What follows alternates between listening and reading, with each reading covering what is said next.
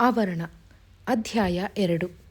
ಒಂದು ಬೆಳಗ್ಗೆ 9 ಗಂಟೆಯ ವೇಳೆಯಲ್ಲಿ ಪ್ರೊಫೆಸರರ ಫೋನು ಬಂತು. ಅಮೀರ ಹೊರಗೆ ಹೋಗಿದ್ದ. ಲಕ್ಷ್ಮಿ, ನಿನಗೊಂದು ದುಃಖದ ಸುದ್ದಿ ಹೇಳುವುದು ನನ್ನ ಪಾಲಿಗೆ ಬಂದಿದೆ. ನಿನ್ನ ಅಪ್ಪಾಜಿ ತೀರಿಕೊಂಡರಂತೆ. 15 ದಿನವಾಯಿತಂತೆ. ನಿನಗೆ ಸುದ್ದಿ ಮುಟ್ಟಿಸಬೇಕು ಅಂತ ನಮ್ಮೂರಿನ ಕುಮಾರೇಶ ಅನ್ನೋರು ಬಂದಿದ್ದರು. ನಿನ್ನೆ ನಾನು ನಿನಗೆ 8-10 ಸಲ ಫೋನ್ ಮಾಡಿದೆ. ಯಾರೂ ಎತ್ತಿಕೊಳ್ಳಲಿಲ್ಲ. ಅವಳಿಗೆ ತಲೆ ಸುತ್ತು ಬಂದಂತಾಯಿತು. ಒಂದು ಮಾತು ನಾಲಿಗೆಯಿಂದ ಹೊರಡಲಿಲ್ಲ. ಲಕ್ಷ್ಮಿ, ಕೇಳ್ತಿದೀಯೇ ಎಂದದ್ದಕ್ಕೂ ಉತ್ತರಿಸಲು ಸಾಧ್ಯವಾಗಲಿಲ್ಲ. ಒಳಗಿನಿಂದ ಹೊಗೆ ತುಂಬಿಕೊಂಡಂತಾಯಿತು. ಉರಿಯಾಗಿ ಹೊತ್ತದೆ, ಶಾಖವಾಗಿ ಹೊರಹೊಮ್ಮದೆ, ಉಸಿರು ಕಟ್ಟಿಸುತ್ತಾ ಒಳಗೆ ಅಮುಕುವ ಕಣ್ಣು ಕಾಣದ, ಕಿವಿ ಕೇಳದ, ಮಾತು ತೋಚದ ಹೊಗೆಯ ಒತ್ತಡ. ಲಕ್ಷ್ಮಿ, ಇಂಥ ಸುದ್ದಿ ಎದುರಿಗೆ ಬಂದು ಹೇಳಬೇಕು. ಉಂಟಾಗುವ ದುಃಖವನ್ನು ಸಮಾಧಾನ ಮಾಡೋಕ್ಕೆ. ನಾನು ಒಂದು ಮೀಟಿಂಗಿಗೆ ಡೆಲ್ಲಿಗೆ ಹೊರಟಿದ್ದೀನಿ. ಇಲ್ಲದಿದ್ದರೆ ಬರ್ತಿದ್ದೆ. ಸಮಾಧಾನ ಮಾಡಿಕೊ. 28 ವರ್ಷವಾಯಿತಲ್ಲವೇ. ಸಂಪರ್ಕ ಇಲ್ಲದಿದ್ದರೂ ಸಂಬಂಧ ಸುಳ್ಳಾಗೊಲ್ಲ. ಅಮೀರನಿಗೆ ಫೋನು ಕೊಡು. ಅವನು ಮನೆಯಲ್ಲಿಲ್ಲವೆಂದು ಹೇಳಲು ಕೂಡ ಅವಳಿಗೆ ಮಾತು ಬರಲಿಲ್ಲ.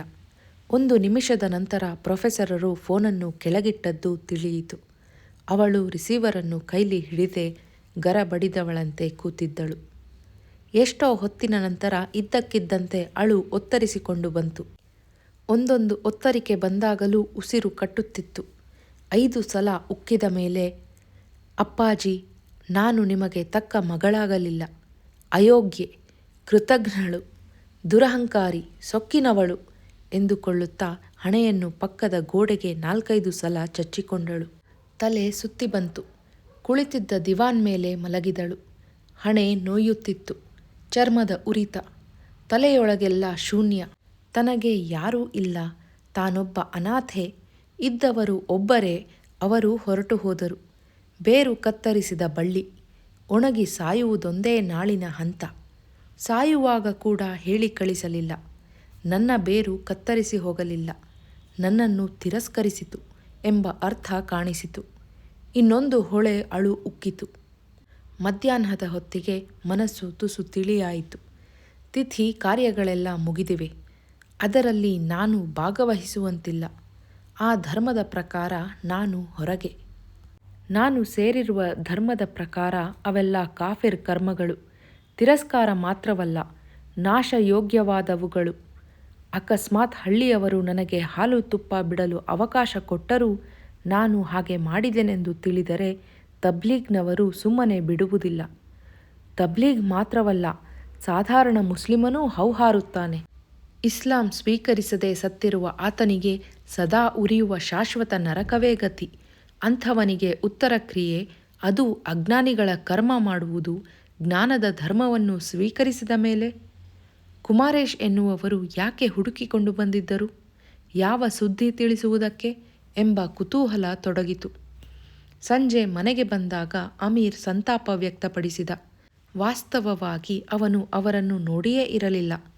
ತಂದೆಯನ್ನು ಕಳಕೊಂಡವಳು ಎಂಬ ಅವಳ ಮೇಲಿನ ಅನುಕಂಪದ ಹೊರತು ಸತ್ತವರ ಮೇಲೆ ಅವನಿಗೆ ಯಾವ ಮಮತೆಯೂ ಇರಲಿಲ್ಲ. ಧರ್ಮ ಬದಲಾಯಿಸಿದ ಕಾರಣಕ್ಕೆ ಎಷ್ಟು ವರ್ಷವಾದರೂ ಮಗಳನ್ನು ತೊರೆದುಕೊಂಡವರೆಂದು ಒಳಗೆ ತಿರಸ್ಕಾರವೂ ಇತ್ತು. ಆದರೆ ಅದನ್ನು ಎಂದೂ ವ್ಯಕ್ತಪಡಿಸಿರಲಿಲ್ಲ. ಹುಡುಕಿಕೊಂಡು ಬಂದಿದ್ದರು ಅಂದರೆ ನನ್ನಿಂದ ಏನೋ ಕೆಲಸವಿರಬಹುದು. ನಾಳೆ ಬೆಳಗ್ಗೆ ನಾನು ಊರಿಗೆ ಹೋಗಿ ಬರ್ತೀನಿ. ನಾನು ಬರ್ತೀನಿ. ಬೇಡ, ಅವಳು ಉತ್ತರಿಸಿದಳು. ತಾನು ಹೋದರೆ ಆ ಸನ್ನಿವೇಶಕ್ಕೆ ಹೊಂದುವುದಿಲ್ಲವೆಂದು ಅವನಿಗೂ ಅನ್ನಿಸಿತು. ಕುಣಿಗಲ್ಗೆ ಬೇಕಾದಷ್ಟು ಬಸ್ಸುಗಳು ಸಿಗುತ್ತವೆ. ಅಲ್ಲಿಂದ 6 ಮೈಲಿ. ಹೆಚ್ಚು ಬಸ್ಗಳಿಲ್ಲ. ಇದು 28 ವರ್ಷಗಳ ಮಾತು. ಈಗ ಹೇಗಿದೆಯೋ. ಕಾರು ತಗೊಂಡು ಹೋಗ್ತೀನಿ. ಆದರೆ ಸಂಜೆಗೆ ಹಿಂತಿರುಗುತ್ತೀನಿ. ಇಲ್ಲದಿದ್ದರೆ 1-2 ದಿನ ನೀನು ಸ್ಕೂಟರ್ ಉಪಯೋಗಿಸು. ಊರಿನಲ್ಲಿ ಯಾರಿದ್ದಾರೆ?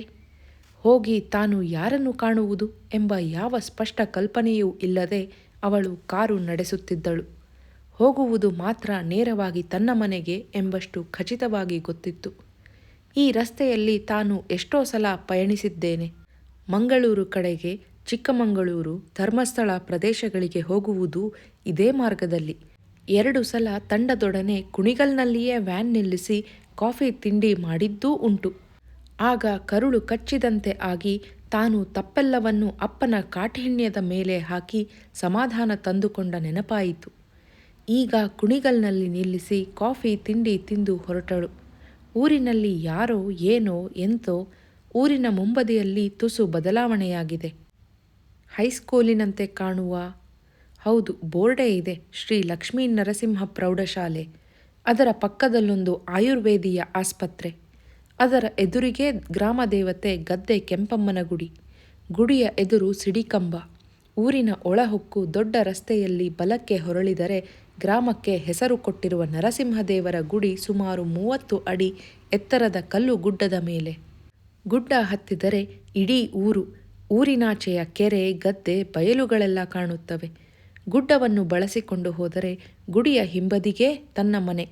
ಇದ್ದುದರಲ್ಲಿ ದೊಡ್ಡದೇ, ಗಾರೆಯ ಜಗುಲಿ.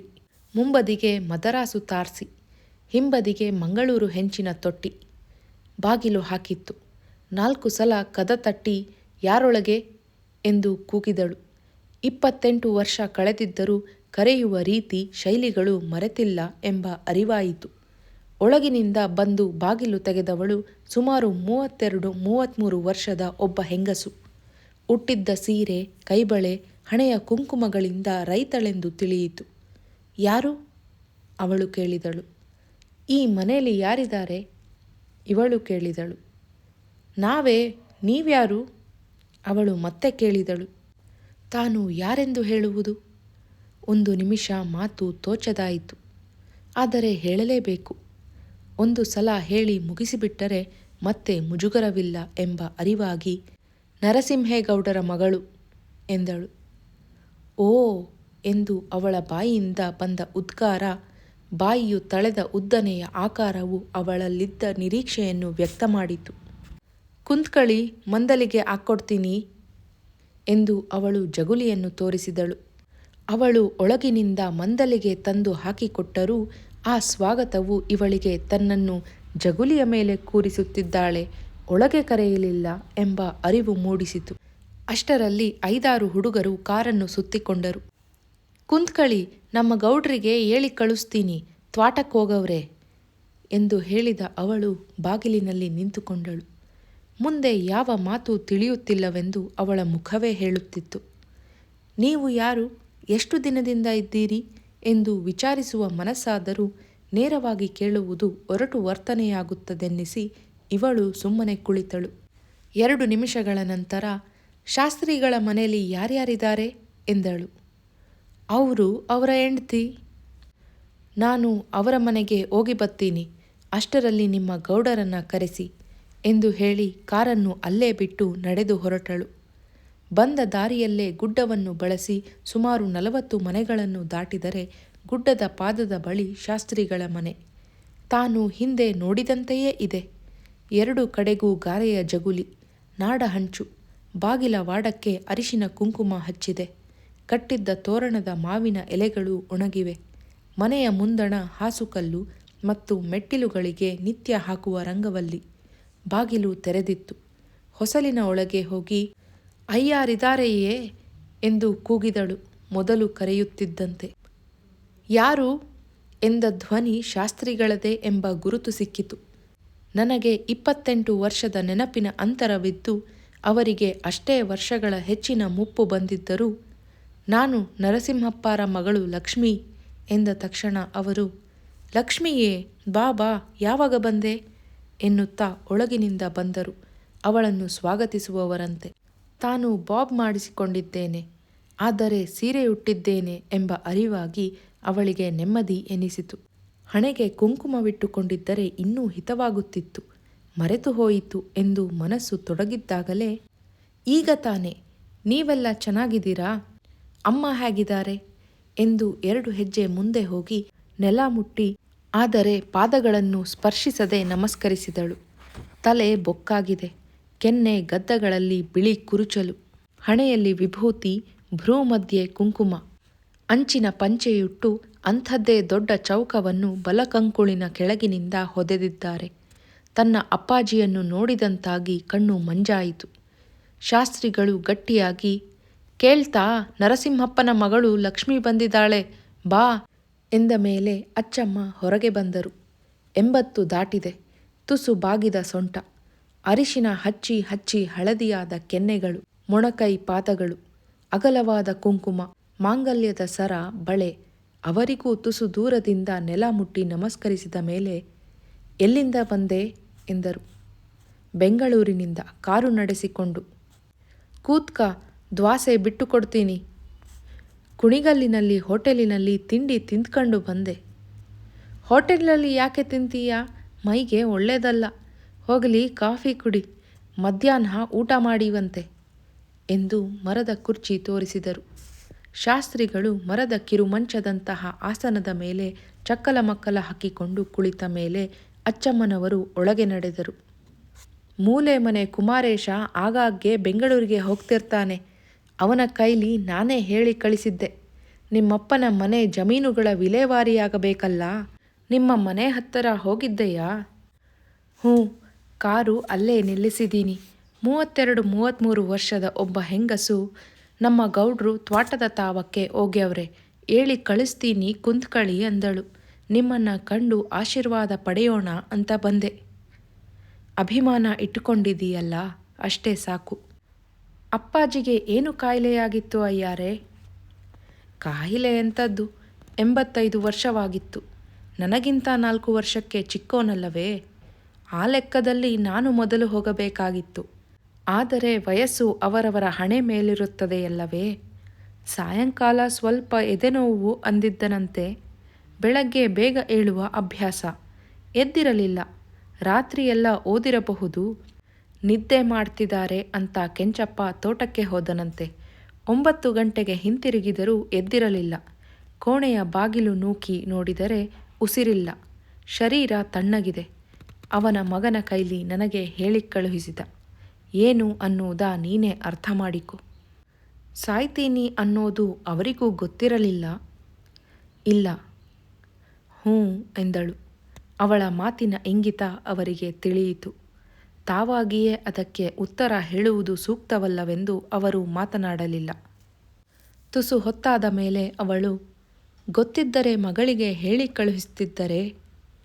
ಅವರು ಉತ್ತರಿಸಲಿಲ್ಲ. 2 ನಿಮಿಷದ ನಂತರ ಅವಳೇ, ನಿಮಗೆ ಗೊತ್ತಿರುತ್ತೆ, ಹೇಳಿ ಅಯ್ಯಾರೆ ಎಂದ ಮೇಲೆ ಅವನ ಮನಸ್ಸಿನಲ್ಲಿ ಏನು ಬರ್ತಿತ್ತೋ ನಾನು ಹೇಗೆ ಊಹೆ ಮಾಡಲಿ ಹೇಳು ಮಗು ಎಂದರು. ಅಪ್ರಿಯ ಸತ್ಯವನ್ನು ಹೇಳಲು ಅವರು ನಿರಾಕರಿಸುತ್ತಿದ್ದಾರೆಂದು ಅವರ ಮುಖಭಾವವನ್ನು ಗುರುತಿಸಿಯೇ ಅವಳು ಅರ್ಥ ಮಾಡಿಕೊಂಡಳು. 1 ನಿಮಿಷದ ನಂತರ, ಕುಮಾರೇಶರ ಕೈಲಿ ನೀವು ನನಗೆ ಯಾಕೆ ಹೇಳಿ ಕಳುಹಿಸಿದಿರಿ ಎಂದಳು. ಅವನ ಉತ್ತರಾಧಿಕಾರಿಣಿ ನೀನು. ಒಂದಲ್ಲ ಒಂದು ದಿನ ನೀನೇ ಬಂದು ಆಸ್ತಿ ಪಾಸ್ತಿ ವಹಿಸಿಕೋಬೇಕು. ಯಾವುದು ಹಲಾಕ್ ಆಗೋಕ್ಕೆ ಮುಂಚೆ ನೀನು ವಶಕ್ಕೆ ತಗೊಳ್ಳೋದು ವಿಹಿತವಲ್ಲವೇ? ಅವರು ನನ್ನನ್ನು ಪೂರ್ಣ ತ್ಯಜಿಸಿದ್ದರು.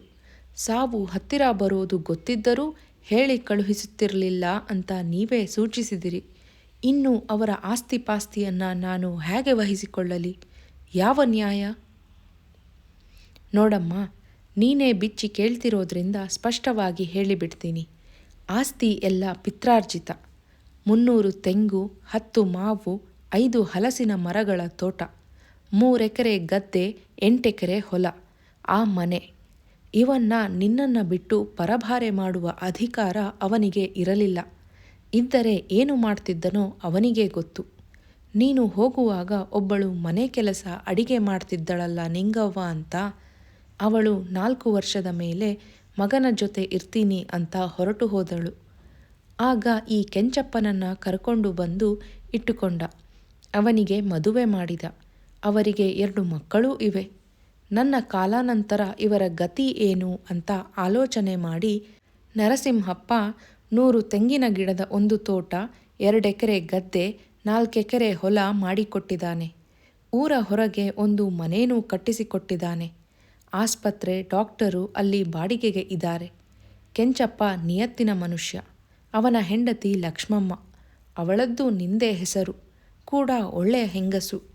ನಿಮ್ಮಪ್ಪನ್ನ ಚೆನ್ನಾಗಿ ನೋಡಿಕೊಂಡರು. ಈಗ ನಿನಗೆ ತೋಚಿದ ಹಾಗೆ ಮಾಡಬಹುದು. ಕೆಂಚಪ್ಪ ಅವನ ಹೆಂಡತಿ ಜಾಗ ಖಾಲಿ ಮಾಡಿ ಹೋಗ್ತಾರೆ. ವ್ಯವಹಾರವನ್ನು ಇಷ್ಟು ಸ್ಪಷ್ಟವಾಗಿ ಹೇಳುತ್ತಿರುವ ಈ ಶಾಸ್ತ್ರಿಗಳಿಗೂ ನನ್ನ ಮೇಲೆ ದೂರದ ಭಾವವೇ ಇದೆ ಎಂದು ಅವಳಿಗೆ ಅನ್ನಿಸಿತು. ಅಪ್ಪಾಜಿಗೆ ತೀರಾ ಆತ್ಮೀಯರು, ಬೇರೆ ಯಾವ ಭಾವ ಇರಲು ಸಾಧ್ಯ ಎಂಬ ಸಹಜತೆಯೂ ಕಂಡಿತು. ನಾನು ಆಸ್ತಿಪಾಸ್ತಿ ವಶಕ್ಕೆ ತಗೊಳ್ಳೋಕ್ಕೆ ಬರಲಿಲ್ಲ. ನನಗೆ ಪಿತ್ರಾರ್ಜಿತ ಸ್ವಯಾರ್ಜಿತಗಳ ಕಲ್ಪನೆಯೂ ಇರಲಿಲ್ಲ. ನೀವು ಹೇಳಿ ಕಳಿಸಿದಿರಿ ಅಂತ ಬಂದೆ ಎಂದಳು. ನಿನಗೆ ಗೊತ್ತಿಲ್ಲ ಅನಿಸಿದ್ದರಿಂದಲೇ ತಿಳಿಯಪಡಿಸೋಕ್ಕೆ ಅಂತ ಹೇಳಿ ಕಳಿಸಿದ್ದು. ನೀನು ಬಂದದ್ದು ಒಳ್ಳೆಯದೇ ಆಯಿತು. ತಾನು ಏನು ಮಾಡಬೇಕು ಏನು ಮಾಡಬಾರದು ಅನ್ನೋದು ತೋಚದೆ ಕೆಂಚಪ್ಪ ತಡಬಡಿಸ್ತಿದ್ದಾನೆ. ತೋಟದಲ್ಲಿ ಕಾಯಿ ಬಲಿತಿವೆ, ಕೆಡವಿ ಕೊಬ್ಬರಿಗೆ ಹಾಕಬೇಕು. ಯಾರ ಮೇಲ್ವಿಚಾರಣೆಯಲ್ಲಿ ಈ ಕೆಲಸ ಮಾಡಿಸಲಿ ಅಂತ ಅವನು ಬಂದು ನನ್ನನ್ನು ಕೇಳ್ತಿದ್ದಾನೆ. ಕಾಯಿ ಕೆಡವಿಸೋದೊಂದೇ ಅಲ್ಲ, ಬೇಸಾಯ ಅಂದರೆ ಪ್ರತಿದಿನವೂ ತೀರ್ಮಾನ ಮಾಡಬೇಕಾದ ಕೆಲಸವಿರುತ್ತೆ. ಯಾರು ಮಾಡೋರು? ಖರ್ಚು ವೆಚ್ಚ ಲಾಭ ನಷ್ಟಗಳ ಹೊಣೆ ಯಾರದ್ದು? ಕೆಂಚಪ್ಪ ನಿಯತ್ತಿನ ಮನುಷ್ಯನಾದ್ದರಿಂದ ಈ ಎಲ್ಲ ಪ್ರಶ್ನೆಗಳು. ಇಲ್ಲದಿದ್ದರೆ ಈಗಿನ ಕಾನೂನನ್ನು ಬಳಸಿಕೊಂಡು ಆಸ್ತಿ ನುಂಗಿ ಹಾಕಬಹುದು. ಮೊದಲು ನೀನು ನಿಮ್ಮಪ್ಪನ ಮರಣ ದಾಖಲೆ ಪಡೆದು ನಿನ್ನ ಹೆಸರಿಗೆ ಖಾತೆ ಮಾಡಿಸಿಕೋಬೇಕು. ಅಷ್ಟರಲ್ಲಿ 35-36 ವರ್ಷದ ಒಬ್ಬ ಗಂಡಸು ಒಳಗೆ ಬಂದ. ಪಟ್ಟೆಯ ಚಡ್ಡಿಯ ಮೇಲೆ ತೆಳ್ಳನೆಯ ಕಂದು ತಿರುಗಿದ ಬಿಳಿ ಲುಂಗಿ, ಅರ್ಧ ತೋಳಿನ ಗೀರುಗೆರೆಯ ಅಂಗಿ, ಹೆಗಲ ಮೇಲೊಂದು ಟವೆಲಿನಂತಹ ಚೌಕ, ಬಾಚದೆ ಕೆದರಿದ ಕ್ರಾಪು, 5-6 ದಿನದ ಗಡ್ಡ ಮೀಸೆಗಳು. ಅದೋ ಕೆಂಚಪ್ಪನೇ ಬಂದ, ಶಾಸ್ತ್ರಿಗಳು ಹೇಳಿದರು. ಅಕ್ಕ, ಯಾವಾಗ ಬಂದ್ರಿ? ಅವನು ಬಹಳ ದಿನದಿಂದ ಪರಿಚಯವಿದ್ದಂತೆ ಮಾತನಾಡಿಸಿದ. ಒಳಗೆ ಅಡಿಗೆಯಾಗ್ತಿದೆ, ಊಟವಾಗೋ ತನಕ ಇರು, ಶಾಸ್ತ್ರಿಗಳು ಹೇಳಿದರು. ಈಗ ಮನೆಗೆ ಹೋಗಿ ಊಟದ ಹೊತ್ತಿಗೆ ಬರ್ತೀನಿ ಎಂದು ಹೇಳಿ ಅವಳು ಹೊರಟಳು. ಮನೆಯನ್ನು ಪ್ರವೇಶಿಸಿದ ತಕ್ಷಣ ಬಲಕ್ಕೆ ಬರುವ ಕೋಣೆಯ ಬಾಗಿಲಿನ ಬೀಗ ತೆಗೆದು ಕೆಂಚಪ್ಪ, ಇದೇ ನೋಡಿ ಅಪ್ಪ ಅವರು ಮನೀಕತ್ತಿದ್ದ ಜಾಗ. ಇಲ್ಲೇ ಹಗಲು ರಾತ್ರಿ ಕುಂತು ಓದ್ಕಾತಿದ್ರು. ಬಾಗ್ಲ ಹಾಕ್ಯಂಡೇ ಇರ್ತಿದ್ರು. ಯಾರೂ ಬಾಗ್ಲ ತೆಗೆದು ಗಲಾಟೆ ಮಾಡ್ತಿರ್ಲಿಲ್ಲ. ಅದು ಅವಳಿಗೆ ಗೊತ್ತಿದ್ದ ಕೋಣೆಯೇ, 2 ಅಂಕಣ ಅಗಲದ್ದು. ನಾನು ಇಲ್ಲಿದ್ದಾಗ ಅವರು ಅದರೊಳಗೆ ಕೂತು ದಿನಕ್ಕೆ 2 ಗಂಟೆಯಾದರೂ ಚರಖಾದಲ್ಲಿ ನೂಲುತ್ತಿದ್ದರು. ಈಗ ಒಳಗೆ ಬಂದು ನೋಡಿದರೆ 3 ಎತ್ತರವಾದ ಬೀರುಗಳ ಭರ್ತಿ ಪುಸ್ತಕಗಳಿವೆ. ಒಂದೊಂದು 7 ಸಾಲು ಎತ್ತರ, 4.25 ಅಡಿ ಅಗಲ, ಗಾಜಿನ ಜಾರು ಬಾಗಿಲುಗಳು. ಗೋಡೆಯ ಪಕ್ಕಕ್ಕೆ ಒಂದು ಕಿರುಮಂಚ, ಅದರ ಮೇಲೆ ಗೋಡೆಯೊರಗಿ ಕೂರುವಂತಹ ದಿಂಬು, ಎದುರಿಗೊಂದು ವ್ಯಾಸಪೀಠ, ಎಡಗಡೆಗೆ ಮಲಗುವ ಮಂಚ, ಕಂಬಳಿ ಹಾಸಿದ್ದು. ಅವಳು ಕತ್ತೆತ್ತಿ ಎಲ್ಲ ಗೋಡೆಗಳನ್ನು ನೋಡಿದಳು. ಮೊದಲು ಇದ್ದ ಗಾಂಧಿ ಮಹಾತ್ಮರ ಚಿತ್ರವಿಲ್ಲ. ಕೋಣೆಯಲ್ಲಿ ಎಲ್ಲೂ ಚರಖವೂ ಕಾಣಿಸದು. ಬೀರುಗಳ ಬಾಗಿಲು ತೆರೆಯದೆಯೇ ಗಾಜಿನ ಮೂಲಕ ನೋಡಿದಳು.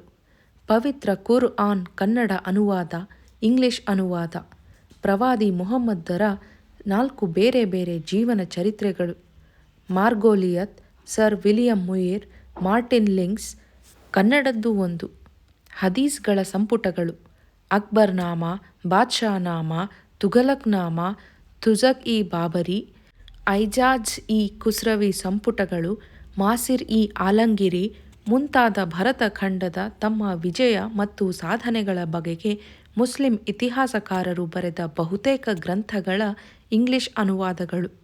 ಇವಲ್ಲದೆ ಬೇರೆ ಬೇರೆ ವಿದ್ವಾಂಸರು ಬರೆದ ಭಾರತೀಯ ಇತಿಹಾಸದ ಸಂಪುಟಗಳು. ಅವಳು ಗಾಜನ್ನು ಸರಗಿಸಿ ನೋಡುತ್ತಾಳೆ.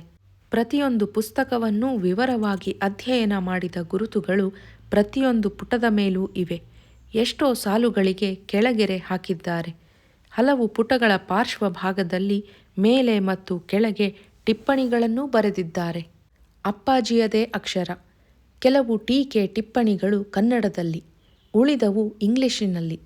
ಅವಳು 4-6 ಟಿಪ್ಪಣಿಗಳನ್ನು ಓದಿದಳು. ಇಂಗ್ಲಿಷ್ ಭಾಷೆ ಪ್ರೌಢವಾಗಿದೆ. ತಾನು ತಿಳಿದಿದ್ದ ಮಟ್ಟಿಗೆ ಅವರಿಗೆ ಈ ಮಟ್ಟದ ಇಂಗ್ಲಿಷ್ ಪ್ರಭುತ್ವವಿರಲಿಲ್ಲ. ಹೈಸ್ಕೂಲನ್ನು ಮುಗಿಸುವ ಮೊದಲೇ ಸ್ವಾತಂತ್ರ್ಯ ಚಳುವಳಿಗೆ ಬಿದ್ದು ಜೈಲು ಸೇರಿದ್ದರಂತೆ. ಅನಂತರ ಗ್ರಾಮಾಂತರ ಪ್ರದೇಶಗಳ ಸುಧಾರಣೆ ಮತ್ತು ಸೇವೆಗಳಲ್ಲಿ ತೊಡಗಿದ್ದರು. ಇನ್ನೊಂದು ಬೀರುವನ್ನು ನೋಡಿದಳು. ವಿಲ್ ಡ್ಯೂರಂಟರ ನಾಗರಿಕತೆಯ ಇತಿಹಾಸದ ಸಂಪುಟಗಳು. ಅವನ್ನೂ ಕೂಡ ನಡುವೆ ಓದಿದ್ದ ಗುರುತುಗಳು, ಧರ್ಮಕ್ಕೆ ಸಂಬಂಧಿಸಿದ ಎಷ್ಟೋ ವಿದ್ವಾಂಸರ ಗ್ರಂಥಗಳು, ಜರ್ಮನ್, ಫ್ರೆಂಚ್, ಇಂಗ್ಲಿಷ್, ಜಪಾನಿ, ಭಾರತೀಯ ವಿದ್ವಾಂಸರವು. ಬೀರುವಿನ ಕೆಳಭಾಗದ ಸಾಲಿನಲ್ಲಿ ಆಕ್ಸ್ಫರ್ಡ್ ಮತ್ತು ಚೇಂಬರ್ಸ್ ನಿಘಂಟುಗಳು, ಇಂಗ್ಲಿಷ್ ಕನ್ನಡ ನಿಘಂಟು, ಅಲ್ಲದೆ 3 ದಪ್ಪ ನೋಟು ಪುಸ್ತಕಗಳಲ್ಲಿ ನೂರಾರು ಇಂಗ್ಲಿಷ್ ಶಬ್ದಗಳಿಗೆ ನಿಘಂಟುವಿನಿಂದ ಆರಿಸಿ ತೆಗೆದ ಅರ್ಥವನ್ನು ಬರೆದುಕೊಂಡಿದ್ದಾರೆ. ಅವಳು ಒಂದೊಂದಾಗಿ ಪುಸ್ತಕಗಳ ಶೀರ್ಷಿಕೆಗಳನ್ನು ಓದುತ್ತಿದ್ದಳು. ಬೀರುವಿನ 2 ಸಾಲುಗಳಿಗೆ ಒಂದರಂತೆ ಮಾಡಿಸಿದ್ದ ಗಾಜಿನ ಜಾರು ಬಾಗಿಲುಗಳನ್ನು ತಳ್ಳಿ ತೆರೆದಂತೆ ದಟ್ಟವಾಗಿ ನುಸಿಗುಳಿಗೆಯ ವಾಸನೆ ಬರುತ್ತಿತ್ತು. ನುಸಿಗುಳಿಗೆ ಯಾವಾಗ ಹಾಕಿದ್ದು? ಕೋಣೆಯ ಬಾಗಿಲಿನಲ್ಲಿ ನಿಂತಿದ್ದ ಕೆಂಚಪ್ಪನನ್ನು ಅವಳು ಕೇಳಿದಳು. ಅಪ್ಪಾರು ಸತ್ತ ಮೇಲೆ ಅಯ್ಯಾರು ಕುಣಿಗಲ್ಲಿನಿಂದ ದೊಡ್ಡ ಪಟ್ಟಣ ತರಿಸಿಕೊಟ್ಟರು. ಎದುರಿಗೆ ನಿಂತು ಹಿಂಗೆ ಪುಸ್ತಕದ ಹಿಂದ್ಕಡಿಗೆಲ್ಲ ಹಾಕು ಅಂತ ಹಾಕಿಸಿದರು. ಮಂಚದ ಕಡೆಗೆ ನೋಡಿ, ಇದರ ಮೇಲೆ ದಿನ ಮಲಗುತ್ತಿದ್ದರಾ? ಜೀವ ಉದ್ದಕ್ಕೂ ಅದರ ಮ್ಯಾಲೆ. ಅವಳು ತುಸು ಹೊತ್ತು ಅಪ್ಪ ಕೂತು ಓದುತ್ತಿದ್ದ ಕಿರುಮಂಚದ ಮೇಲೆ ಕುಳಿತಳು. ಮನೆಯ ಒಳಗೆಲ್ಲ ಒಂದು ಸಲ ತಿರುಗಾಡುವ ಆಶೆಯಾಯಿತು. ಆದರೆ ತುರುಕರ ಜಾತಿಗೆ ಸೇರಿದ ತಾನು ಒಳಗೆ ಹೋಗುವುದು ಕೆಂಚಪ್ಪನಿಗೆ, ಅದರಲ್ಲೂ ಅವನ ಹೆಂಡತಿಗೆ ಇಷ್ಟವಾಗದೇ ಇರಬಹುದು ಎಂಬ ಎಚ್ಚರ ಮೂಡಿತು. ಪಕ್ಕದ ಓಣಿಯಿಂದ ಹೋಗಿ ಹಿತ್ತಿಲು ಮತ್ತು ದನದ ಕೊಟ್ಟಿಗೆಗಳನ್ನು ನೋಡಬಹುದು. ಆದರೆ ಓಣಿಯಿಂದ ಹೋಗಿ ಬಂದರೆ ಒಳ ಅಂಗಳ ಪ್ರವೇಶಕ್ಕೆ ಅನರ್ಹಳೆಂದು ತಾನೇ ತೋರಿಸಿ ಒಪ್ಪಿಕೊಂಡಂತಾಗುತ್ತದೆಂದು ಸುಮ್ಮನಾದಳು. ಅಷ್ಟರಲ್ಲಿ ಜಗುಲಿಯ ಮೇಲೆ 7-8 ಜನ ಸೇರಿ ಮಾತನಾಡುತ್ತಿದ್ದುದು ಕಿಟಕಿಯಿಂದ ಕೇಳುತ್ತಿತ್ತು. ಅವಳೇ ಕೋಣೆಯಿಂದ ಹೊರಗೆ ಬಂದು ಮುಂಬಾಗಿಲು ದಾಟಿ ಜಗುಲಿಯ ಹತ್ತಿರಕ್ಕೆ ಬಂದಳು. 50 ವರ್ಷದ ಒಬ್ಬ ಹೆಂಗಸು, ನೀನೇ ಏನವ್ವ ಜಾತಿಗೆಟ್ಟು ಹೋದವಳು ನರಸಿಂಹಪ್ಪನ ಮಗಳು ಎಂದು ಕೇಳಿಯೇ ಬಿಟ್ಟಳು. ಅವಳ ಧ್ವನಿಯಲ್ಲಿ ಭರ್ತ್ಸನೆ ಇರಲಿಲ್ಲ, ಸಹಜವಾದ ಧ್ವನಿಯೇ. ಆದರೂ ಜಾತಿ ಕೆಟ್ಟ ಎಂಬ ಮಾತನ್ನು ಯಾಕೆ ಬಳಸಿದಳು? ಇವಳಿಗೆ ಸಿಟ್ಟು ಬಂತು. ಆದರೆ 7-8 ಜನ ಸೇರಿರುವಾಗ ಕೋಪ ತೋರಿಸಿದರೆ ತಾನೇ ಕೆಳಗೆ ಬೀಳುತ್ತೇನೆ ಎಂಬ ಎಚ್ಚರವಾಗುವ ವೇಳೆಗೆ ಇದನ್ನು ಬಿಟ್ಟು ಬೇರೆಯದನ್ನು ಬಳಸುವ ಶಬ್ದ ಸಂಪತ್ತಾಗಲಿ ಭಾಷಾ ವಿವೇಚನೆಯಾಗಲಿ ಇವಳಿಗೆ ಎಲ್ಲಿಂದ ಬರಬೇಕು ಎಂಬ ಉತ್ತರ ಹೊಳೆಯಿತು. ಹೌದು, ನರಸಿಂಹೇಗೌಡರ ಮಗಳು ನಾನೇ ಎನ್ನುತ್ತಾ ತಾನು ಜಗುಲಿಯ ಒಂದು ಬದಿಯ ಮೇಲೆ ಕುಳಿತಳು. ಬರೀ ಹಣೆಯಲ್ಲಿದೆಯಲ್ಲ ಯಾಕವ್ವ, ಏಟು ದಿನವಾತು ಗಂಡ ಸತ್ತು? ಇನ್ನೊಬ್ಬ ಮುದುಕಿ ಕೇಳಿತು. ಇದನ್ನು ಕೂಡ ಅವಳು ತಾಳ್ಮೆಯಿಂದ ಅರ್ಥ ಮಾಡಿಕೊಳ್ಳಲು ಪ್ರಯತ್ನಿಸಿದಳು. ಗಂಡ ಇರುವ ಯಾರೂ ಬರೀ ಹಣೆಯಲ್ಲಿರುವುದನ್ನು ಹಳ್ಳಿಗರು ಕಲ್ಪಿಸಿಕೊಳ್ಳಲಾರರು. ಕುಂಕುಮವಿಟ್ಟುಕೊಳ್ಳುವುದು ಧರ್ಮಲಂಡತನ, ನರಕಕ್ಕೆ ತಳ್ಳುವಂಥ ಅಪರಾಧವೆನ್ನುವ ಧರ್ಮವೂ ಉಂಟೆಂಬ ಕಲ್ಪನೆ ಕೂಡ ಇವರಿಗೆ ಸಾಧ್ಯವಿಲ್ಲ ಎಂಬ ಅರ್ಥವಾಗಿ ಇಟ್ಕೊಂಡಿದ್ದೆ. ಅಳಿಸಿ ಹೋಗಿದೆ ಎಂಬ ಉತ್ತರ ಹೇಳಿದಳು. ಆದರೆ ಅಷ್ಟರಲ್ಲಿ 50 ವರ್ಷದ ಒಬ್ಬ ಗಂಡಸು, ಏಯ್ ಲಕ್ಕವ್ವ, ತುರುಕ್ರ ಜಾತಿಯೋರು ಕುಂಕುಮ ಎಲ್ಲಿ ಇಟ್ಕತಾರೆ, ಕುಣಿಗಲ್ಲಾಗೆ ನೋಡಿಲ್ವಾ ಎಂದು ಉತ್ತರಿಸಿದ. ಇವರಲ್ಲಿ ಯಾರೂ ತನ್ನನ್ನು ಹೀಯಾಳಿಸುತ್ತಿಲ್ಲ. ಆದರೆ ಇವರ ಮಾತಿನಿಂದ ಈ ಊರಿನಲ್ಲಿ ತನ್ನ ಸ್ಥಾನ ನಿರ್ದೇಶಿತವಾಗುತ್ತಿದೆ ಎಂಬ ಕಳೆದ 28 ವರ್ಷಗಳಿಂದ ಅಭ್ಯಸ್ತವಾಗಿದ್ದ ವಾಸ್ತವತೆಯು ಅವಳ ಮನಸ್ಸಿನಲ್ಲಿ ಮೂಡಿತು. ತಾನು ಮತ್ತು ಅಮೀರರಿಗೆ ಬಾಡಿಗೆಯ ಫ್ಲ್ಯಾಟ್ ಸಿಕ್ಕುವುದೇ ಕಷ್ಟವಾಗಿತ್ತು. ತಮ್ಮ ನೆರೆಯಲ್ಲಿ ತಮ್ಮದಲ್ಲದ ಜಾತಿಯವರು ಇರುವುದನ್ನು ಯಾರೂ ಇಷ್ಟಪಡುವುದಿಲ್ಲ. ತಮ್ಮದಲ್ಲದ ಧರ್ಮದವರನ್ನಂತೂ ಒಪ್ಪುವುದಿಲ್ಲ. ಮಾಂಸ ಮಡ್ಡಿ ತಿನ್ನುವವರು ನಮ್ಮ ನೆರೆಯಲ್ಲಿರಕೂಡದೆಂಬ ಕಟ್ಟು ಹಾಕುವವರೇ ಎಲ್ಲರೂ. ಮಾಂಸಾಹಾರಿಗಳು ಕೂಡ ಬೇರೆ ಧರ್ಮದವರ ನೆರೆಯನ್ನು ಸ್ವಾಗತಿಸಲಿಲ್ಲ. ಕೊನೆಗೆ ಕಷ್ಟಪಟ್ಟು ಒಂದು ಫ್ಲ್ಯಾಟ್ ದೊರಕಿಸಿಕೊಂಡ ನಂತರ ಕೂಡ ಯಾರೂ ಮಾತನಾಡಿಸುತ್ತಿರಲಿಲ್ಲ. ಸಿನಿಮಾ ಜಗತ್ತಿನಲ್ಲಿ ಪತ್ರಿಕೆಗಳಲ್ಲಿ ಮಿಂಚುತ್ತಿರುವ ನನ್ನ ಮತ್ತು ಅಮೀರನ ಹೆಸರು ಅವರೆಲ್ಲರಿಗೂ ತಿಳಿದಿತ್ತು. ಅವರೆಲ್ಲ ಮನೆಗೆ ಪತ್ರಿಕೆ ತರಿಸುವವರೇ. ಆದರೆ ತಮ್ಮ ಜಾತಿ ಬಿಟ್ಟು ಬೇರೆ ಧರ್ಮಕ್ಕೆ ಹೋಗಿ ಇಷ್ಟು ಪ್ರಚಾರ ಪಡೆಯುತ್ತಿರುವ ಇವಳಿಂದ ತಮ್ಮ ಹೆಣ್ಣು ಮಕ್ಕಳು ಪ್ರಭಾವಿತರಾಗಿ ಮುಂದೊಂದು ದಿನ ಅವರೂ ಹೀಗೆ ಮಾಡಿದರೇನು ಗತಿ ಎಂದು ತಮ್ಮ ಯಾವ ಮಕ್ಕಳೂ ನಮ್ಮನ್ನು ಮಾತನಾಡಿಸಕೂಡದೆಂದು ಕಟ್ಟು ಮಾಡಿದ್ದರಂತೆ. ಅದು 25 ವರ್ಷ ಹಿಂದಿನ ಮಾತು. ಮಹಾನಗರ ಬೆಂಗಳೂರಿನ ಸಂಪ್ರದಾಯನಿಷ್ಠ ಮಲ್ಲೇಶ್ವರದಲ್ಲಿ. ಹಳ್ಳಿಯಲ್ಲಿ ಅಷ್ಟು ಸೂಕ್ಷ್ಮವಿಲ್ಲ ಎಂಬ ವ್ಯತ್ಯಾಸ ಮನಸ್ಸಿಗೆ ಬಂತು. ಅಷ್ಟರಲ್ಲಿ 15 ವರ್ಷದ ಒಬ್ಬ ಹುಡುಗ ಅಲ್ಲಿಗೆ ಬಂದು, ಬೆಂಗಳೂರಮ್ಮಾರು ಉಣ್ಣಾಕ್ ಬರಬೇಕಂತೆ, ಅಯ್ಯಾರು ಕಳಿಸಿದ್ರು ಎಂದ. ಈ ಮುಜುಗರದಿಂದ ತಪ್ಪಿಸಿಕೊಳ್ಳಲು ಒಳ್ಳೆಯ ಅವಕಾಶವಾಯಿತೆಂದು ಅವಳು ಎದ್ದು ಹೊರಟಳು. ಶಾಸ್ತ್ರಿಗಳಿಗೆ ಅಡಿಗೆ ಮನೆಯ ಬಾಗಿಲಿನ ಹೊರಭಾಗದಲ್ಲಿ ತನಗೆ ಕಂಬದ ಹತ್ತಿರ ಬಾಳೆ ಎಲೆ ಹಾಕಿದ್ದರು. ಇದು ತೀರಾ ಹೆಚ್ಚಿನ ಮಡಿಯಲ್ಲ ಎಂದು ಅವಳು ಅರ್ಥ ಮಾಡಿಕೊಂಡಳು. ಆದರೆ 80 ಕಳೆದ ತಾಯಿ ಬಗ್ಗಿ ನೆಲದ ಮೇಲಿನ ಎಲೆಗೆ ಬಡಿಸುವುದು, ತಾನು ಕೂತು ಉಣ್ಣುವುದು ಅವಳಿಗೆ ಸಂಕೋಚ ಭರಿಸುತ್ತಿತ್ತು. ಊಟ ಮಾಡುತ್ತಲೇ ಅವಳು ಮಾತು ತೆಗೆದಳು. ಅಷ್ಟೆಲ್ಲ ಪುಸ್ತಕಗಳನ್ನು ಓದಕ್ಕೆ ಅಪ್ಪಾಜಿ ಯಾವಾಗ ಶುರು ಮಾಡಿದರು? ಅವರಿಗೆ ಇಂಗ್ಲಿಷ್ ಭಾಷೆಯೂ ಅಷ್ಟು ಚೆನ್ನಾಗಿ ಬರ್ತಿರಲಿಲ್ಲ. ಊಟ ಮಾಡುವಾಗ ಬೇಸರ ತರಿಸುವ ಮಾತಾಡಬಾರದು, ಆಮೇಲೆ ಹೇಳ್ತೀನಿ. ನಾನು ಬೇಸರ ಪಟ್ಟುಕೊಳ್ಳಲ್ಲ, ವಾಸ್ತವ ಸಂಗತಿಯನ್ನು ತಿಳ್ಕೋಬೇಕು ನಾನು. ಮೊದಲು ಊಟ ಮಾಡು ಎಂದ ಅವರು ತಾವು ಬೇಗ ಉಣ್ಣತೊಡಗಿದರು. ಪದ್ಧತಿ ಗೊತ್ತಿದ್ದುದರಿಂದ ಅವಳು ಊಟವಾದ ನಂತರ ತನ್ನ ಎಲೆಯನ್ನು ತೆಗೆದು ನೀರು ಚಿಮುಕಿಸಿ ನೆಲ ಒರೆಸಿದಳು. ಶಾಸ್ತ್ರಿಗಳು ತಮ್ಮ ಕಿರುಮಂಚದ ಮೇಲೆ ಗೋಡೆಯೊರಗಿ ಕುಳಿತ ಮೇಲೆ ತಾನು ಎದುರಿನ ಮರದ ಕುರ್ಚಿಯ ಮೇಲೆ ಕುಳಿತಳು. ಅವರು ಮಾತು ಶುರು ಮಾಡಿದರು. ನೀನು ಧರ್ಮಾಂತರ ಮಾಡಿಕೊಂಡು ಹೊರಟೇ ಹೋದೆಯಲ್ಲ, ನಿಮ್ಮಪ್ಪನಿಗೆ ಎಷ್ಟು ನೋವಾಯಿತು ಅನ್ನೋದು ವರ್ಣಿಸೋಕ್ಕೆ ಸಾಧ್ಯವಿಲ್ಲ. ನೋವಾಗಲಿ, ಶೋಕವಾಗಲಿ, ಕೋಪವಾಗಲಿ ಯಾವುದನ್ನು ಗಟ್ಟಿಯಾಗಿ ಪ್ರಕಟ ಮಾಡುವುದು ಅವನ ಸ್ವಭಾವವಲ್ಲ. ತುಂಬ ಸಂಯಮದ ಮನುಷ್ಯ. ಹೀಗೆಲ್ಲ ಯಾಕೆ ಆಗುತ್ತೆ ಶಾಸ್ತ್ರಿಗಳೇ ಅಂತ ನನ್ನ ಕೈಲಿ ಪೇಚಾಡಿಕೊಂಡ. ಇದೆಲ್ಲ ಅವರವರ ಕರ್ಮ.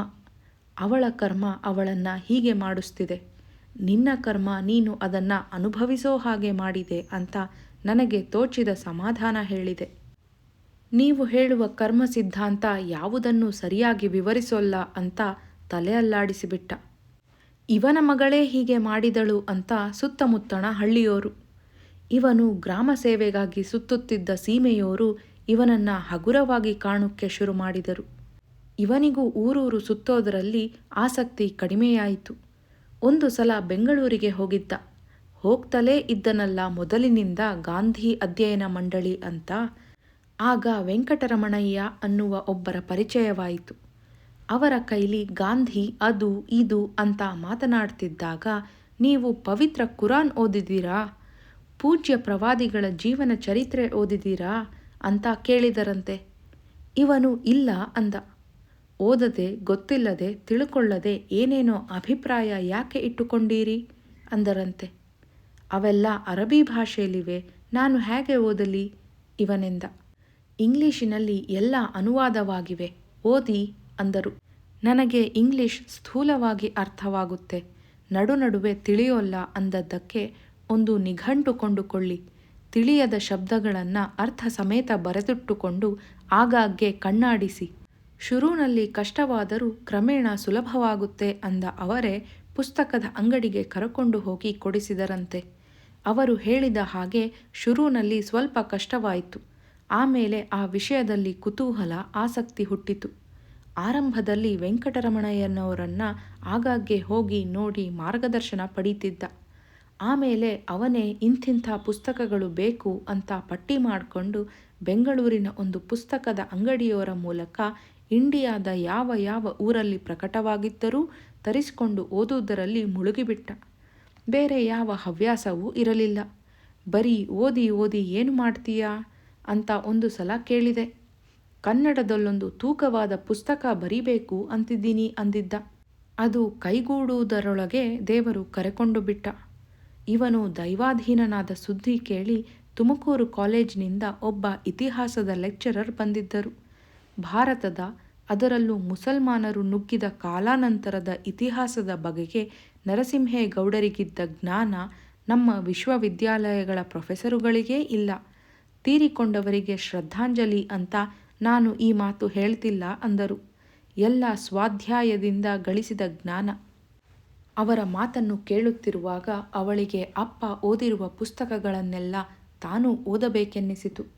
ಅಪ್ಪನಿಗಿದ್ದಂತಹ ಆರಂಭಿಕ ಇಂಗ್ಲಿಷ್ ಭಾಷೆಯ ತೊಡಕು ತನಗಿಲ್ಲ ಎಂಬ ಅನುಕೂಲವೂ ಕಾಣಿಸಿತು.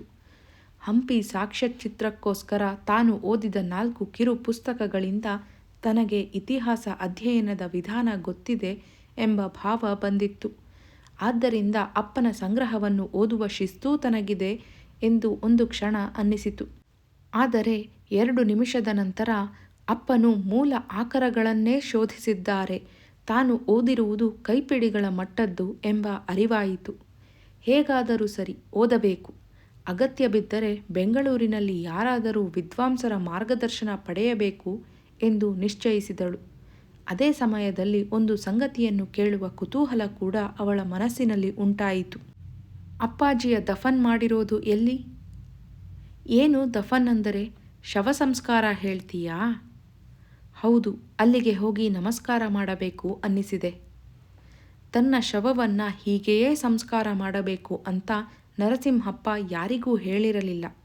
ಒಂದು ದಿನ ಹೀಗೆಯೇ ಮಾತನಾಡ್ತಾ, ನನ್ನ ಕೈಲಿ ಹೂಳಕ್ಕಿಂತ ಸುಡೋದೇ ಹೆಚ್ಚು ಉತ್ತಮವಾದದ್ದು, ಶುಚಿಯಾದದ್ದು ಅಂದಿದ್ದ. ನಿಮ್ಮ ರೈತ ಜನದಲ್ಲಿ ಹೂಳುವುದೇ ಪದ್ಧತಿ. ಅವನು ಹೇಳಿದ ಮಾತಿನಿಂದ ನಾನು ನಿಮ್ಮ ತೋಟದಲ್ಲೇ ಒಂದು ದಿಬ್ಬದ ಮೇಲೆ ಸೌದೆ ಒಟ್ಟಿಸಿ ದಹನ ಮಾಡಿಸಿದೆ. ಕೆಂಚಪ್ಪನೇ ಮಗನ ಸ್ಥಾನದಲ್ಲಿ ನಿಂತು ಬೆಂಕಿ ಹೊತ್ತಿಸಿದ. ನಾನು ಮಂತ್ರ ಹೇಳಿದೆ. ಆಮೇಲೆ 3ನೇ ದಿನ ಬೂದಿ ಎತ್ತಿ ಒಂದು ಮಡಿಕೆಯಲ್ಲಿ ತುಂಬಿ ಅದನ್ನು ಅವರ ಪಿತೃಗಳನ್ನೆಲ್ಲ ಸಮಾಧಿ ಮಾಡಿರೋ ಜಾಗ ಇದೆಯಲ್ಲ, ಬಿಲ್ವಪತ್ರೆ ಗಿಡದ ದಿಬ್ಬ, ಅಲ್ಲಿ ಪಿತೃಗಳ ಪಕ್ಕದಲ್ಲಿ ಸಮಾಧಿ ಮಾಡಿಸಿದೆ. ಇನ್ನೊಂದಿಷ್ಟು ಭಸ್ಮವನ್ನು ಇನ್ನೊಂದು ಮಡಿಕೆಯಲ್ಲಿ ಹಾಕಿ ಬಿಗಿಯಾಗಿ ಬಾಯಿ ಕಟ್ಟಿ ತೋಟದ ಮನೆಯಲ್ಲಿ ಇಡಿಸಿದ್ದೀನಿ. 11ನೇ ದಿನವೇ ಸಂಗಮದಲ್ಲಿ ವಿಸರ್ಜನೆ ಮಾಡಿಸಬೇಕಿತ್ತು. ಆಗಲಿಲ್ಲ. ಸದ್ಯದಲ್ಲೇ ಒಂದು ದಿನ ಶ್ರೀರಂಗಪಟ್ಟಣಕ್ಕೆ ಕಳಿಸಬೇಕು. ತೋಟಕ್ಕೆ ಹೋಗಿ ಅಪ್ಪನ ಸಮಾಧಿಗೆ ನಮಸ್ಕರಿಸಬೇಕೆಂಬ ಬಯಕೆ ಅವಳಿಗೆ ಆಯಿತು. ಅದನ್ನು ಅವರಿಗೆ ಹೇಳಿದಳು. ಹೋಗಿ ಬಾ, ಸ್ಥಳ ಗೊತ್ತಾಗುತ್ತದಲ್ಲವೇ, ಕೆಂಚಪ್ಪನ್ನ ಕರ್ಕೊಂಡು ಹೋಗು, ಅವರು ಹೇಳಿದರು.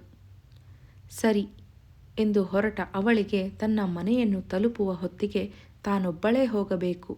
ತಾನು ಅಪ್ಪನ ನೆನಪನ್ನು ಧ್ಯಾನಿಸುತ್ತಾ ನಮಸ್ಕರಿಸುವಾಗ ಬೇರೆ ಯಾರೂ ಇರಬಾರದೆನ್ನಿಸಿತು. ತೋಟದ ಬೀಗದ ಕೈ ಕೊಡಿ ಕೆಂಚಪ್ಪ, ಅಪ್ಪ ಅವರ ಸಮಾಧಿಗೆ ನಮಸ್ಕಾರ ಮಾಡಿ ಬರ್ತೀನಿ ಎಂದಾಗ ಅವನು ನಾನು ಬತ್ತೀನಿ ಎಂದ. ಬೇಡ, ನಾನೊಬ್ಬಳೇ ಹೋಗಬೇಕು ಎಂದು ಬೀಗದ ಕೈ ಇಸ್ಕೊಂಡು ಹೊರಟಳು. ತೋಟದ ದಾರಿ ಹಾಗೆಯೇ ಇದೆ. ಊರ ಹೊರಗೆ ಮೊದಲು ಸಿಕ್ಕುವುದು ತಮ್ಮದೇ ಹೊಲ. ಪಕ್ಕದ್ದು ಮುದಿಗೆರೆ ರಂಗಪ್ಪನವರದು. ಅನಂತರ ಗದ್ದೆಯ ಸಾಲು. ಕಾಲುವೆ ದಾಟಿ ಬದುವಿನ ಮೇಲೆ ನಡೆದು ಎಡಕ್ಕೆ ತಿರುಗಿದರೆ ಗದ್ದೆಗೆಲ್ಲ ಜೋಳ ಹಾಕಿದ್ದರು. ಎದೆ ಎತ್ತರ ಬೆಳೆದ ಜೋಳದ ಗಿಳಿ ಹಸುರಿನ ಎಲೆಗಳು ಗಾಳಿಗೆ ಪಳಪಳ ನುಲಿಯುತ್ತಿವೆ. ಮುಂದೆ ಸಾಗಿದರೆ ಕವಲು ದಾರಿಯಲ್ಲಿ ಎಡಕ್ಕೋ ಬಲಕ್ಕೋ ತುಸು ಗೊಂದಲವಾಯಿತು. ಒಂದು ನಿಮಿಷ ನಿಂತು ಆಲೋಚಿಸಿದ ನಂತರ ಬಲಕ್ಕೆಂಬ ನೆನಪು ಬಂದು ತಿರುಗಿದಳು. ಅಲ್ಲಿ ಕಾಣುವ ಹೊಳೆ ಬಾಗಿಲೇ ನಮ್ಮದು. ಮೊದಲಿದ್ದಂತೆ ಬಿದಿರು ಮುಳ್ಳಿನ ತಟ್ಟಿಯ ಬಾಗಿಲಿಲ್ಲ, ಕಬ್ಬಿಣದ್ದು ಮಾಡಿಸಿದ್ದಾರೆ. ಬೀಗ ತೆಗೆದುಕೊಂಡು ಒಳಗೆ ನಡೆದಳು. ತೆಂಗಿನ ಮರಗಳು ಮೊದಲಿದ್ದುದಕ್ಕಿಂತ ಇನ್ನೂ ಎತ್ತರಕ್ಕೆ ಬೆಳೆದಿವೆ. 28 ವರ್ಷ ಕಳೆಯಿತಲ್ಲ. ನಡುಭಾಗದಲ್ಲಿರುವ ಬಾವಿಯ ಎಡಕ್ಕೆ ತಿರುಗಿದರೆ ಮೂಲೆಯ ದಿಬ್ಬದ ಮೇಲಿರುವ ಬಿಲ್ವಪತ್ರೆ ಮರಗಳ ಒಟ್ಟು 6 ಇವೆ. ತೋಪೆ ನಮ್ಮ ಹಿರೀಕರ ಸಮಾಧಿ. ಅದರ ಪಕ್ಕದಲ್ಲಿ ಒಂದು ಹೊಸದಾಗಿ ಅಗೆದು ಮಣ್ಣು ಮುಚ್ಚಿ ಕಲ್ಲು ಚಪ್ಪಡಿ ಹಾಕಿರುವುದು ಸ್ಪಷ್ಟವಾಗಿ ಕಾಣುತ್ತಿದೆ. ಅವಳು ಚಪ್ಪಲಿಗಳನ್ನು ತುಸು ದೂರದಲ್ಲಿ ಬಿಟ್ಟು ಬರಿಗಾಲಿನಲ್ಲಿ ನಿಂತು ಕಣ್ಣು ಮುಚ್ಚಿ ಅಪ್ಪನ ನೆನಪು ತಂದುಕೊಂಡಳು. 28 ವರ್ಷಗಳ ಹಿಂದಿನ ಚಿತ್ರ ತುಂಬಿಕೊಂಡಿತು.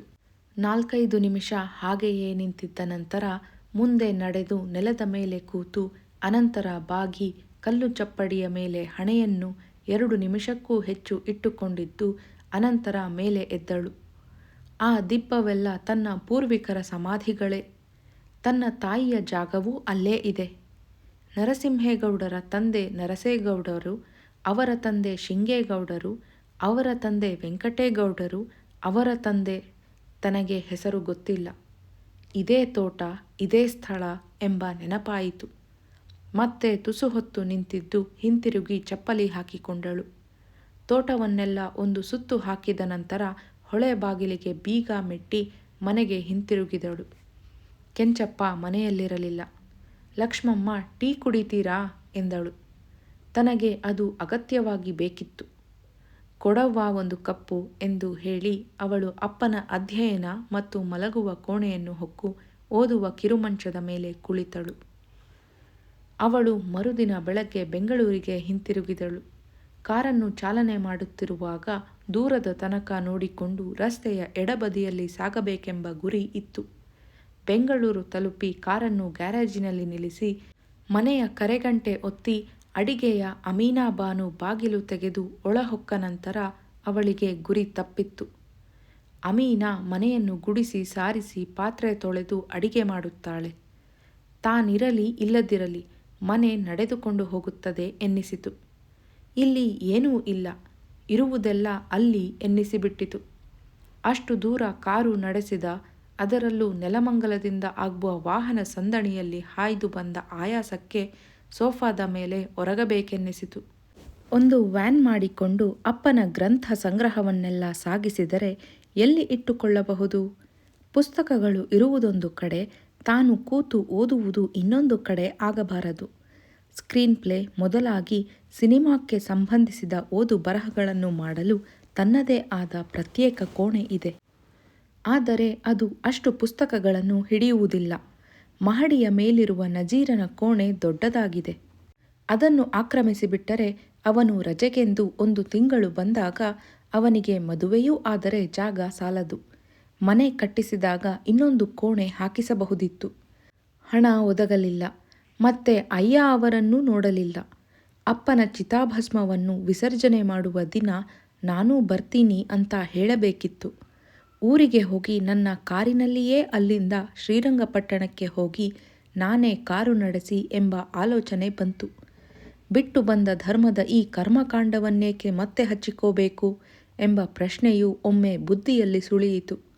ಆದರೆ ನಿನ್ನೆ ಊರಿಗೆ ಹೋಗಿ ಅಪ್ಪ ಅಷ್ಟು ವರ್ಷ ಮುಳುಗಿ ಅಧ್ಯಯನ ಮಾಡಿದ ಗ್ರಂಥ ರಾಶಿಯನ್ನು ನೋಡಿ, ಅಯ್ಯ ಅವರು ಹೇಳಿದ ವಿವರಗಳನ್ನು ಕೇಳಿ, ತೋಟಕ್ಕೆ ಹೋಗಿ ಅಪ್ಪ ಮತ್ತು ಹಿಂದಿನವರ ಸಮಾಧಿಗೆ ಹಣೆ ತಗುಲಿಸಿದ ನಂತರ ಬಿಟ್ಟು ಬಂದ ಎಂಬ ಕಲ್ಪನೆ ದುರ್ಬಲವಾಗಿದೆ ಎನ್ನಿಸಿತು.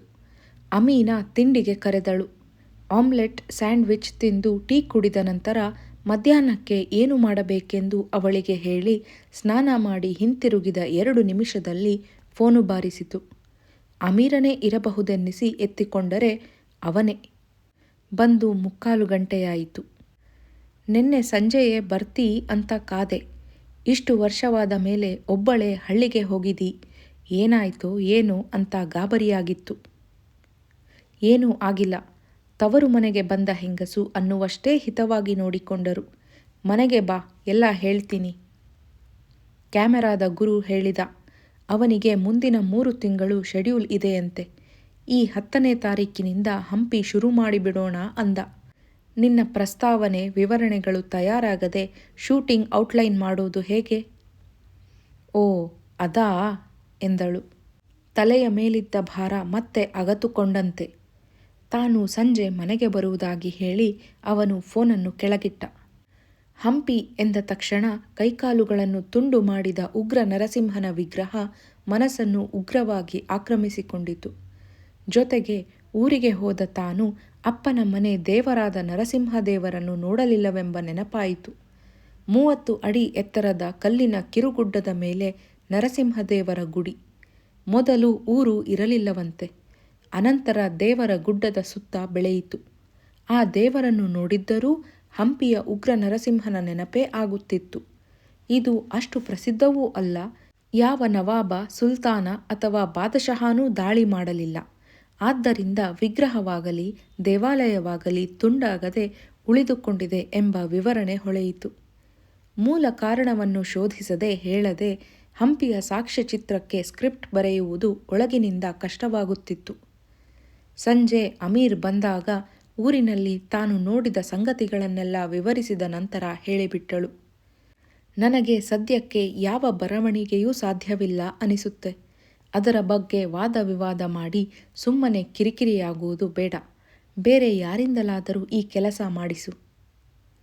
ನಿನ್ನ ಸ್ಕ್ರಿಪ್ಟ್ ಇಲ್ಲದೆ ಇದುವರೆಗೆ ನಾನು ಯಾವ ಫಿಲ್ಮ್ ಡೈರೆಕ್ಟ್ ಮಾಡಿದ್ದೀನಿ? ಈ ಆಫರ್ ಬಿಟ್ಟು ಬಿಡು. ಒಂದು ಸಲ ಬೇಡ ಅಂದರೆ ಹೆರಿಟೇಜ್ ವಿಭಾಗದವರು ಮತ್ತೆ ಏನೂ ಕೊಡೋದಿಲ್ಲ, ಅರ್ಥ ಮಾಡಿಕೋ. ಅವಳು ಮತ್ತೆ 2 ದಿನ ಪ್ರಯತ್ನಿಸಿದಳು. ಸಾಧ್ಯವೇ ಇಲ್ಲ ಅನ್ನಿಸಿತು. ನಾನು ಊರಿಗೆ ಹೋಗಬೇಕು. ಅಪ್ಪನ ಚಿತಾಭಸ್ಮವನ್ನು ಪಶ್ಚಿಮ ವಾಹಿನಿಯಲ್ಲಿ ವಿಸರ್ಜನೆ ಮಾಡುತ್ತೀನಿ. ಮಗಳಾದದ್ದಕ್ಕೆ ಅಷ್ಟಾದರೂ ಮಾಡಬೇಕು ಅನ್ನಿಸಿದೆ. ಕಾರು ತಗೊಂಡು ಹೋಗ್ತೀನಿ. 4-5 ದಿನ ಆಗಬಹುದು. ನೀನು ಸ್ಕೂಟರ್ ಉಪಯೋಗಿಸು ಎಂದಳು. ಅಮೀರ್ ತಕ್ಷಣ ಮಾತನಾಡಲಿಲ್ಲ. ಆದರೆ ಅವನ ಮುಖದಿಂದ ಅಸಮಾಧಾನದ ಕಾವು ರಾಚುತ್ತಿತ್ತು. ಸ್ಕ್ರಿಪ್ಟ್ ಬರೆಯೋಕ್ಕಾಗಲ್ಲ ಅಂದದ್ದಕ್ಕೆ ಬೇಜಾರಾ ಎಂದು ಅವನ ಕೈ ಹಿಡಿದಳು. ಸಾಮ್ಯವಾದಿ, ವಿಚಾರವಾದಿ, ಪ್ರಗತಿವಾದಿಯಾಗಿದ್ದೀಯಾ? ಆ ಧಾರ್ಮಿಕ ಸಿಂಬಲ್ಗಳಿಗೆ ಶರಣು ಹೋಗ್ತಿದೀಯಲ್ಲ. ಚಿತಾಭಸ್ಮ, ಸಂಗಮದಲ್ಲಿ ವಿಸರ್ಜಿಸೋದು ಇವೆಲ್ಲ ಸಿನಿಮಾದಲ್ಲಿ ತೋರಿಸುವ ಸೀನುಗಳು ಎಂದ. ಇತ್ತ ಸೋಷಿಯಲಿಸ್ಟ್ ಬುದ್ಧಿಜೀವಿಯಾಗಿ ಅತ್ತ ಮಾಡರ್ನ್ ಮುಸ್ಲಿಂ ಆಗಿ ಕಾಣುವ ಕಿರುಗಡ್ಡ ಬಿಟ್ಟಿದೆಯಲ್ಲ, ಅದು ಸಿಂಬಾಲಿಸಂ ಅಲ್ಲವೇ ಎಂಬ ಮಾತು ತಕ್ಷಣ ಅವಳ ಮನಸ್ಸಿನಲ್ಲಿ ಬಂತು. ಆದರೆ ನಾಲಿಗೆಯಲ್ಲಿ ವ್ಯಕ್ತವಾಗಲು ಬಿಡಲಿಲ್ಲ. ನನಗೂ ನಿನಗೂ ವೇವ್ ಲೆಂತ್ ಹೊಂದಿರೋ ಹಾಗೆ ಬೇರೆ ಯಾರ ಜೊತೆಗೂ ಹೊಂದೋಲ್ಲ. ಈ ಕೊನೆ ಕ್ಷಣದಲ್ಲಿ ಬೇರೆ ಯಾರನ್ನ ಅಂತ ಹುಡುಕೋದು ಅವನು ಹೇಳಿದ. ಅವಳು ಅದಕ್ಕೂ ಉತ್ತರ ಹೇಳಲಿಲ್ಲ. ಅವಳು 3 ದಿನ ಬೆಂಗಳೂರಿನಲ್ಲಿದ್ದಳು. ಮಾಡಬೇಕಾದ ಎಷ್ಟೋ ಕೆಲಸಗಳಿದ್ದವು. ಯಾವುದರಲ್ಲೂ ಮನಸ್ಸು ತೊಡಗಲಿಲ್ಲ. ತಾನು ಊರಿಗೆ ಹೋಗುವುದರೊಳಗೆ ಅವರು ಚಿತಾಭಸ್ಮವನ್ನು ಯಾರ ಕೈಲಾದರೂ ಕಳಿಸಿ ವಿಸರ್ಜಿಸಿಬಿಟ್ಟರೆ ಎಂಬ ಆತಂಕ. ಜೊತೆಗೆ ಆ ಕೋಣೆಯ ಪುಸ್ತಕಗಳನ್ನು ಓದಲು ತೊಡಗಬೇಕೆಂಬ ಧಾವಂತ.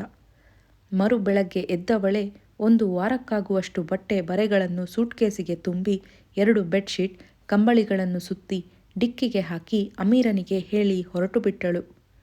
ಅವನು ಯಾವ ಮಾತು ಆಡಲಿಲ್ಲ. 3 ದಿನದಿಂದ ಅಸಂತುಷ್ಟನಾಗಿದ್ದಾನೆಂದು ಗೊತ್ತೇ ಇತ್ತು.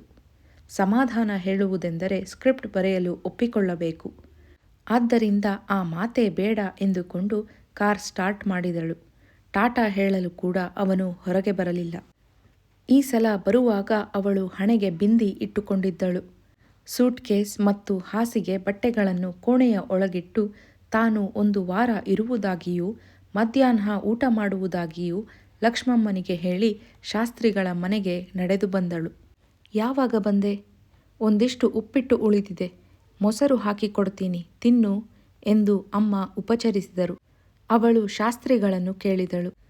ಅಯ್ಯಾರೇ, ಚಿತಾಭಸ್ಮ ವಿಸರ್ಜನೆನ ನಾನು ಮಾಡಬಹುದೇ? ಹೊಟ್ಟೇಲಿ ಹುಟ್ಟಿದ ಮಗಳು, ಮಾಡದೇ ಏನು? ನಾನು ಧರ್ಮಾಂತರವಾದವಳು. ಧರ್ಮಾಂತರ ಅನ್ನೋದು ಇಲ್ಲವೇ ಇಲ್ಲ. ಹುಟ್ಟಿದ ಧರ್ಮ ಬಿಟ್ಟರೆ ಹೋಗೋಲ್ಲ. ಮಾಡಬಾರದ್ದು ಮಾಡಿದರೆ ಮಾತ್ರ ಶಿಕ್ಷೆಗೆ ಒಳಗಾಗಬೇಕಾಗುತ್ತೆ. ನೀನು ಗೋಮಾಂಸ ಭಕ್ಷಣ ಮಾಡಿದೀಯಾ? ಹೌದು. ಹಾಗಾದರೆ ಪ್ರಾಯಶ್ಚಿತ ಮಾಡಿಕೋಬೇಕು. ಏನು ಅದರ ಕಲಾಪ? ಮಾಡಿಕೊಳ್ಳುವಾಗ ಕಲಾಪ ತಿಳಿಯುತ್ತೆ. ತಾತ್ಪರ್ಯವೆಂದರೆ ತಾನು ಮಾಡಿದ್ದು ತಪ್ಪು ಅಂತ ಮನೋಬುದ್ಧಿಗಳಿಗೆ ಅರಿವಾಗಬೇಕು. ಮತ್ತೆ ಆ ತಪ್ಪು ಮಾಡೋಲ್ಲ ಅಂತ ಸಂಕಲ್ಪ ಮಾಡಬೇಕು. ಇವೆರಡಕ್ಕೆ ನೀನು ಸಿದ್ಧಳಿದ್ದರೆ ಹೇಳು, ನಾನು ಪ್ರಾಯಶ್ಚಿತ ಮಾಡಿಸಿ ನಿನ್ನ ಕೈಲೇ ಚಿತಾಭಸ್ಮ ವಿಸರ್ಜನೆ ಮಾಡಿಸ್ತೀನಿ.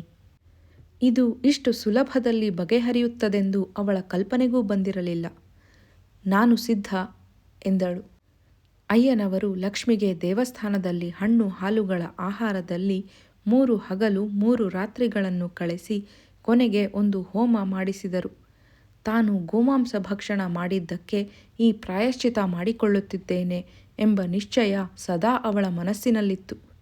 ಮರು ಬೆಳಗ್ಗೆ ಅಯ್ಯನವರನ್ನು ಹಿಂದಿನ ಸೀಟಿನಲ್ಲಿ ಕೂರಿಸಿಕೊಂಡು ಚಿತಾಭಸ್ಮದ ಕುಡಿಕೆಯನ್ನು ಮುಂಬದಿಯ ಸೀಟಿನ ಮೇಲೆ ಉರುಟದಂತೆ ಹುರಿಯಿಂದ ಕಟ್ಟಿ ತಾನೇ ಕಾರು ನಡೆಸಿಕೊಂಡು ಪಶ್ಚಿಮ ವಾಹಿನಿಗೆ ಹೋಗಿ ನದಿಯಲ್ಲಿ 3 ಮುಳುಕು ಹಾಕಿ ಅವರು ಮಂತ್ರ ಹೇಳುತ್ತಿರುವಾಗ ವಿಸರ್ಜಿಸಿದಳು. ಚಿತಾಭಸ್ಮವನ್ನು ವಿಸರ್ಜಿಸಿದ ಮೇಲೆ ಅವಳಿಗೆ ತಂದೆಯ ನೆನಪು ಆತ್ಮೀಯವಾಯಿತು. ತಾನು ಮಾಡಿಕೊಂಡ ಪ್ರಾಯಶ್ಚಿತ್ತವು ಗೋಮಾಂಸ ಭಕ್ಷಣಕ್ಕೆ ಮಾತ್ರವಲ್ಲ, ಸರಿಯಾದ ಕಾರಣಕ್ಕೇ ಇರಲಿ, ತಪ್ಪಾದ ಕಾರಣದಿಂದಲೇ ಇರಲಿ, ಅಪ್ಪನ ಮನಸ್ಸನ್ನು ನೋಯಿಸಿದ್ದಕ್ಕೂ ಆಯಿತು ಎಂಬ ನೆಮ್ಮದಿ ಮನಸ್ಸಿನಲ್ಲಿ ಕಾಣತೊಡಗಿತು. ಅವರು ಸಂಗ್ರಹಿಸಿ ಒಂಟಿಯಾಗಿ ಕೂತು ಓದಿ ಜೀರ್ಣಿಸಿಕೊಂಡ ಈ ಗ್ರಂಥಗಳನ್ನೆಲ್ಲ ತಾನೂ ಓದಬೇಕು ಎಂಬ ನಿಶ್ಚಯ ಗಟ್ಟಿಯಾಯಿತು. ಜೀವನಕ್ಕಾಗಿ ದುಡಿಯುವ, ಸಿನಿಮಾದ ಚಿತ್ರಕಥೆ ಸಂಭಾಷಣೆಗಳನ್ನು ಬರೆಯುವ ಅಗತ್ಯವಿಲ್ಲ. ಊರಿನಲ್ಲಿ ಅಪ್ಪ ಕಳೆಯದೆ ಉಳಿಸಿ ಉತ್ತಮ ಸ್ಥಿತಿಯಲ್ಲಿಟ್ಟಿರುವ ಹೊಲ ಗದ್ದೆ ತೋಟಗಳೇ ಸಾಕು. ಹೊಸ ಅಧ್ಯಯನದ ಪೋಷಣೆಯಿಲ್ಲದೆ ಒಂದೇ ಸಮನೆ ಚಿತ್ರಕಥೆ ಸಂಭಾಷಣೆಗಳನ್ನು ಬರೆದು ನನ್ನ ಸೃಷ್ಟಿಶಕ್ತಿಯೂ ಬರಡಾಗಿದೆ. 2-3 ವರ್ಷವಾದರೂ ಆ ಗಾಣದಿಂದ ಬಿಡುಗಡೆ ಪಡೆದಂತೆಯೂ ಆಗುತ್ತದೆ ಎಂಬ ಸಮರ್ಥನೆ ಕಾಣಿಸಿತು. ಈ ಪುಸ್ತಕಗಳನ್ನೆಲ್ಲ ಬೆಂಗಳೂರಿಗೆ ಸಾಗಿಸಲೇ ಎಂಬ ಆಲೋಚನೆ ಮತ್ತೆ ಬಂತು. ಆದರೆ ಅಪ್ಪನ ಈ ಗ್ರಂಥಗಳನ್ನು ಅಪ್ಪ ಓದಿದ ಕೋಣೆಯಲ್ಲೇ, ಈ ಮನೆಯ ವಾತಾವರಣದಲ್ಲೇ ಓದಬೇಕು ಎಂಬ ಭಾವನಾತ್ಮಕ ತಾದಾತ್ಮ್ಯ ಬಲವಾಯಿತು. 2-3 ವರ್ಷ ಇಲ್ಲೇ ಇದ್ದು ಓದುತ್ತೀನಿ ಎಂದು ನಿಶ್ಚಯಿಸಿದಳು. ಅಮೀರ ಮುನಿಸಿಕೊಳ್ಳುತ್ತಾನೆ. ಹಂಪಿಯ ಸಾಕ್ಷ್ಯಚಿತ್ರಕ್ಕೆ ಹಿನ್ನೆಲೆ ಬರೆಯಲಿಲ್ಲ ಅಂತ ಈಗಲೇ ಮುನಿಸಿಕೊಂಡಿದ್ದಾನೆ. ಮನೆಯಲ್ಲಿ ಅವನನ್ನು ನೋಡಿಕೊಳ್ಳಲು ಅಮೀನಾ ಬಾನು ಇದ್ದಾಳೆ. ನಾನು ತಿಂಗಳಿಗೊಮ್ಮೆ ಹೋಗಿ ಬಂದರೆ ಆಗುತ್ತೆ. ಹೇಗೂ ಕಾರಿರುತ್ತೆ. ಅವನು ಬೇಕೆಂದಾಗ ಬಂದು ಹೋಗಲಿ ಎಂದು ಮನಸ್ಸಿನಲ್ಲೇ ವ್ಯವಸ್ಥೆ ಮಾಡಿಕೊಂಡಳು.